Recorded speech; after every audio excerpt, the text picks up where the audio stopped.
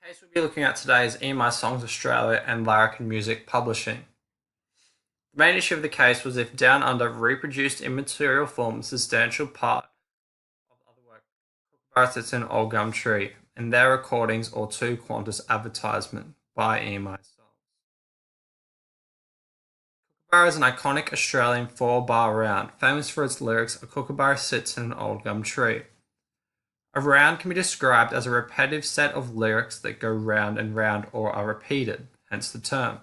Subsequently, Larrikin obtained ownership of Kookaburra along with assignment of copyright. The issue was obscurely generated on the television show Spicks and Specks, the identification of the similarity between the two works, in particular the flute section in Down Under. It's taken to trial, and the trial judge found that a substantial part was taken in the recordings but not the Qantas advertisement. Substantial part is set out in Section 14 of the Copyright Act with reference to a reproduction of an original work. On appeal, the judges were Emmett, Jaggett, and Nicholson. EMI submitted that the trial judge placed unnecessary weight on the difference in similarities and applied an overly mechanicalistic analysis of objective selectivity. Objective selectivity is deciding the similarity between the two works and takes a degree of aural perception as a reasonably experienced listener test. Causal connection is the subjective element if there's a direct or indirect link in reproduction. Originality is as well similar if a substantial part is taken in reproduction.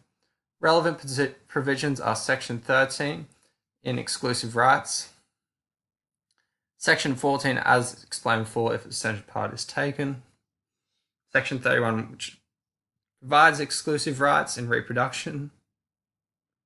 Section 32 states there must be a connection to Australia, and Section 22 states that must be in material form when created. Section 36 clarifies when infringement may occur and considerations to the existing relationship and reasonable steps. The court held that there was an infringement on Kookaburra. A substantial part was taken. Kookaburra had a connection to Australia.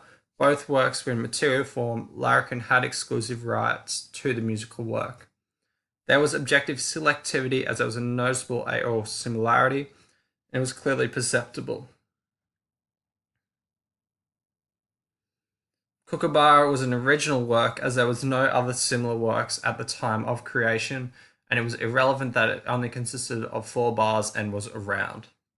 Deciding if substantial part was taken under Section 14, the court considered Dr. Ford's evidence of musical theory and one's aural perception between the two songs. The main consideration was melody, as musical theoretical ideas for the development of musical works can't exist in copyright, whereas melody can.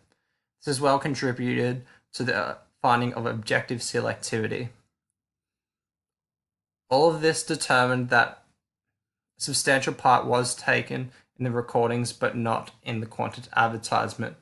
Therefore, Larrikin was entitled to income derived between the two recordings.